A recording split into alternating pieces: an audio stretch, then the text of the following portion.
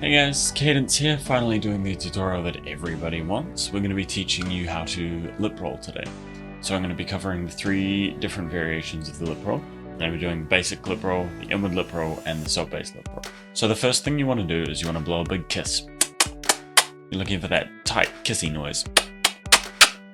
And so stretch your lips just a little bit thinner until you're getting this noise. So it's like a really tight, dry pop.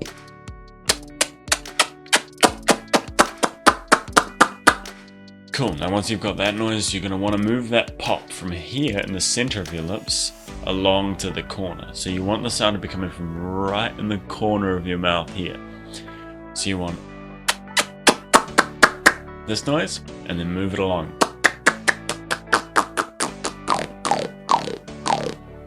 So obviously it's not going to sound like that first. You're going to get, or like probably not even that, like a, but honestly this sound just takes doing it wrong over and over and over and over and over and over again. It literally took me 5 months of constant practice, and when I got it I was so happy, but like you literally just, there's a couple of things you can do to help it along obviously. So once you've found the place where it's supposed to be happening and you can get any sort of sound there, even if it's really tight and doesn't sound like a lip roll, you want to focus on your jaw position and on your lip position. So kissy face, you're pointing it in front of you obviously, so you want to move where you're kissing to the opposite direction. I lip roll from the right side of my mouth, and now I want to point my kiss to the left. So once you've pointed it into this direction, then you try and lip roll again, and your lips will kind of find the natural place where you've got a bit of direction to your lips, but also you're still in the right position. So,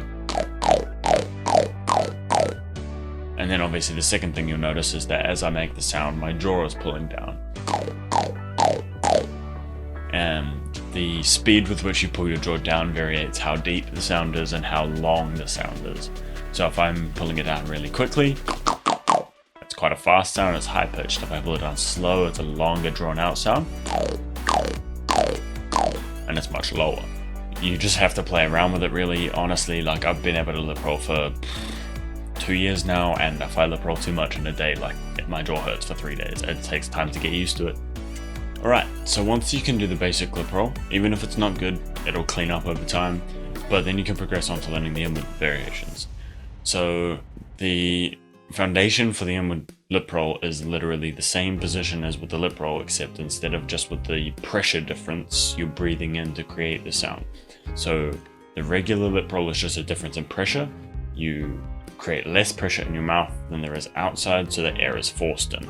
So I can make that sound and hum because I am not intentionally breathing it.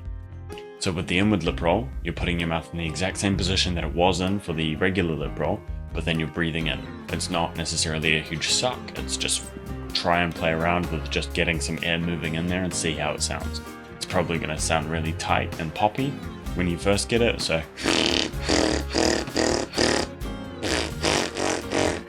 something along the lines of that, but then over time you'll learn how to breathe in differently and how to lengthen your lips and bring your jaw down, and it will sound more like.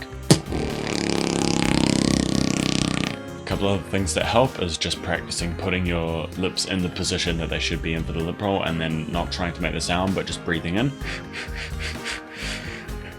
So it helps you to find the amount of air that you should be breathing in to make the sound. Obviously the more air you breathe in, the less time you're going to be able to do the sound for. So if you can get a clean sound while breathing less air in with practice, then that's beneficial, because then it means that you're not filling in too much air and then running out of space in your lungs. Once you get that down, you can obviously play with the different variations, you can vocalize it, you can apply different filters, like make the sound poppier, cleaner. It just takes a lot of playing around with, but once you've got the foundation down, it gives you the freedom to explore those. So you can get some of the ones that are vocalized, so like, or just like make it poppier, so like, there's so many different variations to play around with, you'll learn them. And finally we have the sub-bass lip roll. So this is an inward lip roll, but instead of regulating the amount of air that's coming in to change the sound, you're essentially just trying to get your lips as tight as possible. Well, not quite as tight as possible, like slightly less than as tight as possible, and then you're breathing in a huge amount of air, like... You can literally only do the sound for like 2 seconds tops. Like you're just breathing in so much. It doesn't really sound that cool, not on a mic. You can hear it. Phone mics can't. Anything you record in a video, just like on your Instagram or anything, that's probably not going to pick it up. But when you do this into a mic, oh my goodness.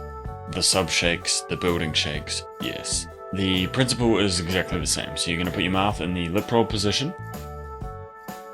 So, however, you're gonna look stupid, but put it in the position. So, off to the side, jaw down, like this, and then you're gonna stretch as far, the distance between the middle of your lips and the corner, stretch it as far as it can, so make it nice and long. And then you're just going to suck in a huge amount of air and see what happens. That'll help you to find where it's supposed to be happening. It's right in the corner still, but it's a different feel. So you're going to come in, you're going to stretch it out, and just breathe in a lot of air. It sounds completely different, but it's so bassy. And that'll just take a bit of playing around with. You'll get it eventually. Just especially practice on a mic. You can hear when you're getting it right. It just hits that sub so hard. Like, that's pretty much it for lip rolls, really. It's really just a case of practicing the absolute heck out of it. You might pick it up in 2 seconds, it might take you 2 years. I know somebody that has been beatboxing for 5 years and still can't do it. I know somebody that's been beatboxing for 20 years and still can't do it. I personally feel that if you don't have the lip roll, you have a huge advantage over a lot of the community at the moment, because if you can get on the same level as some of these top guys right now, like if you can get that good, if you can have that flow, that originality, and you're not spamming lip rolls like every single person, including myself, it would just give you that edge, that originality that not a lot of beatboxers have, because we're all coming into it the same way. We're all like, wow, look at this video with this beatboxer that can lip roll like this, I want to learn that sound. And then you hop on YouTube and you type it in, and that's how you've ended up with this video. So don't stress too much if you can't do it. There are other sounds you can substitute it with. I know so many people that have learned variations of it that aren't lip rolls but sound the same, or different bassline sounds. Like, just play around with it. Your mouth makes your set of sounds, and it's not the end of the world if you can't make the lip roll. In saying that, everybody wants to learn it, including myself, which is why we're searching it up on how to do it, which is why we're trying to emulate these beatboxers. But hopefully this video helps, and yeah, if it does, leave a like, drop a comment below, consider subscribing.